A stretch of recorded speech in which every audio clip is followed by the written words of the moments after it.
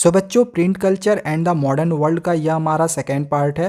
First part अभी तक अगर आपने नहीं देखा हुआ होगा तो डिस्क्रिप्शन पे मैं लिंक दे दूंगा, एक बार जाके आप ज़रूर देख लेना, वरना हो सकता है कि ये जो सेकेंड पार्ट है ये आपको अच्छे से समझ में ना आए। हालांकि मैं आप लोग को यहाँ पे फर्स्ट पार्ट में जो भी चीज़ें बताई थी उसका बस रिविज़न करवा दे रहा हूँ, बाकी सेकेंड पार्ट को हम डिटेल में समझेंगे। ठीक है, तो फर्स्ट पार्ट में हम इन चीज़ों को ऑलरेडी पढ़ चुके हैं कि जो प्रिंटिंग की शुरुआत हुई थी वो ईस्ट एशिया से शुरू हुई थी। ईस्ट एशिया में हमें यहाँ पे 3 देशों का नाम याद रख करने के लिए आप लोग को बोला था, चाइना, जापान और कोरिया, क्योंकि प्रिंटिंग की जो शुरुआत हुई थी वो चाइना से ही शुरू हुई थी। ठीक है, देन इसके बाद यूरोप में आई, फिर पूरे भारत में फैली। तो हम फिलहाल अभी चाइना के बारे में पढ़ रहे थे।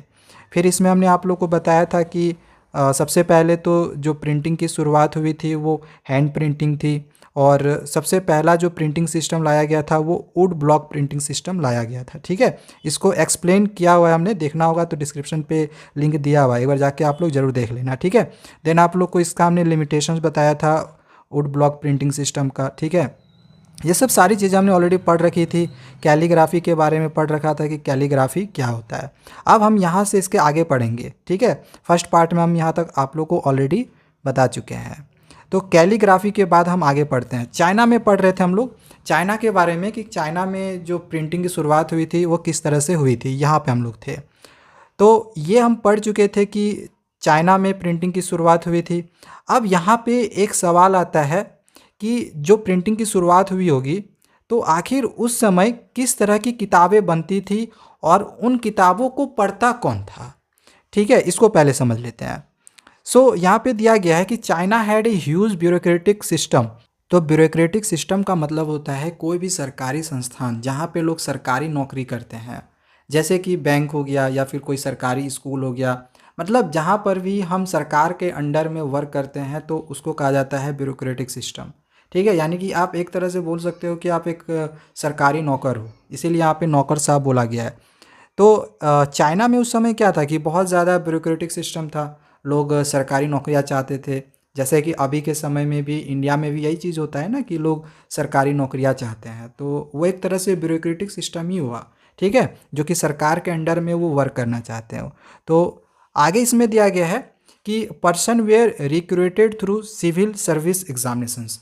अब जैसे आपको पता ही है कि सरकारी नौकरियां पाने के लिए सरकार क्या करेगी, नियुक्तियां निकालेंगी परीक्षाओं के थ्रू। परीक्षाएं होती हैं, फिर नियुक्ति होती है, तभी जाके सरकारी नौकरियां होंगी। और ये जो नियुक्तियां होती है, ये जो परीक्षाएं होती हैं, तो परीक्षाओं को पास करना भी ज़रूरी है।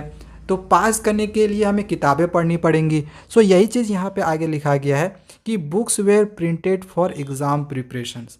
एग्जामिनेशंस की तैयारी करने के लिए बुक्स प्रिंटेड होते थे।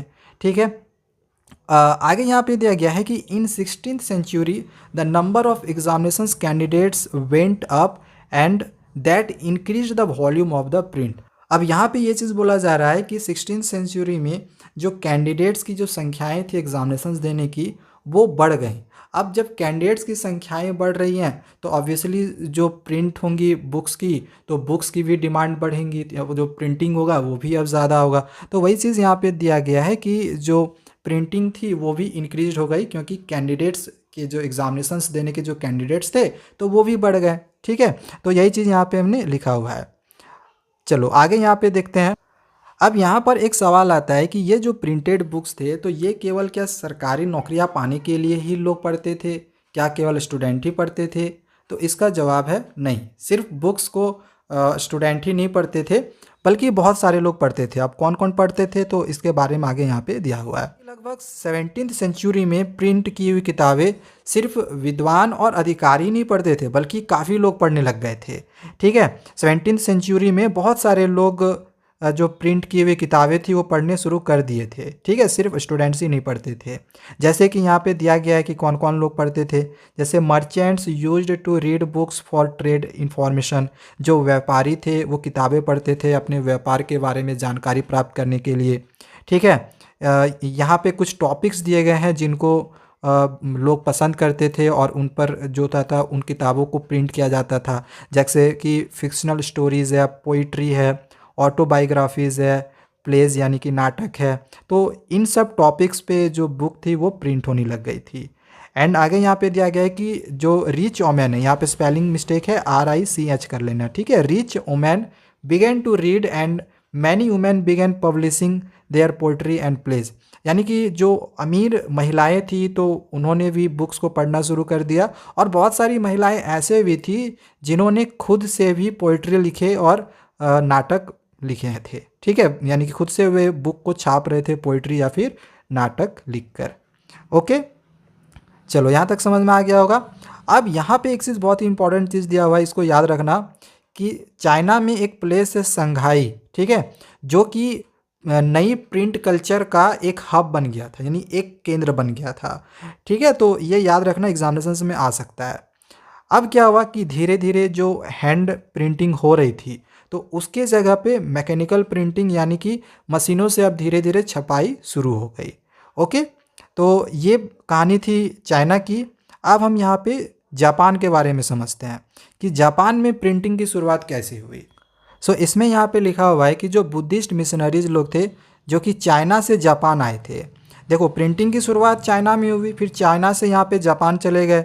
तो जो बुद्धिस्ट मिशनरीज लोग थे चाइना से जापान आए और इन्होंने ही सबसे पहले हैंड प्रिंटिंग टेक्नोलॉजी की शुरुआत की जापान में, करीब 1768 से 1770 ईस्वी के लगभग आसपास में, ठीक है। और यहाँ पे ये एक बहुत ही इंपॉर्टेंट पॉइंट दिया हुआ है जो कि एग्जामिनेशंस में अक्सर आता है कि डायमंड सूत्र जो था वो पहली जापानीज बुक थी जो कि प्रिंट हुई थी 1868 में, ठीक है। इस नाम को याद रखना कि डायमंड सूत्र पहली बुक थी, जापानीज बुक थी जो कि प्रिंट हुई थी जापान में 1868 में। ओके, तो अब क्या हुआ कि धीरे धीरे जो जापान की जो लाइब्रेरीज थे या फिर बुक स्टोर्स थे तो वो अब धीरे धीरे हैंड प्रिंटेड मटेरियल से वो धीरे धीरे अब भरने लग गई, ठीक है। अब यहाँ पे कुछ टॉपिक्स दिए हुए हैं जिन टॉपिक्स पे बुक जो थी वो प्रिंटिंग होती थी, जैसे महिलाओं पर या फिर म्यूज़िकल इंस्ट्रूमेंट्स पर, कैलकुलेशंस पर, कुकिंग पर और फेमस प्लेसेस पर। तो यहाँ पे ये जो टॉपिक था प्रिंट इन जापान, तो इसमें हमें बस इतना ही पढ़ना, इससे ज़्यादा इसमें है भी नहीं। ओके, आप NCERT का बुक निकाल के देख सकते हो। अब ये टॉपिक हम अगले दिन पढ़ेंगे कि यूरोप में प्रिंट की शुरुआत किस तरह से हुई। अभी तक हम पढ़ चुके हैं कि चाइना में प्रिंटिंग की शुरुआत कैसे हुई और जापान में प्रिंटिंग की शुरुआत कैसे हुई, यानी कि ईस्ट एशिया का जो पार्ट था वो ख़त्म हो चुका है, ठीक है। ईस्ट एशिया का जो पार्ट था वो ख़त्म हो चुका है। ओके, चलिए नेक्स्ट वीडियो में बहुत ही जल्दी मिलते हैं। चैनल को सब्सक्राइब करके रखें। Thank you, bye bye.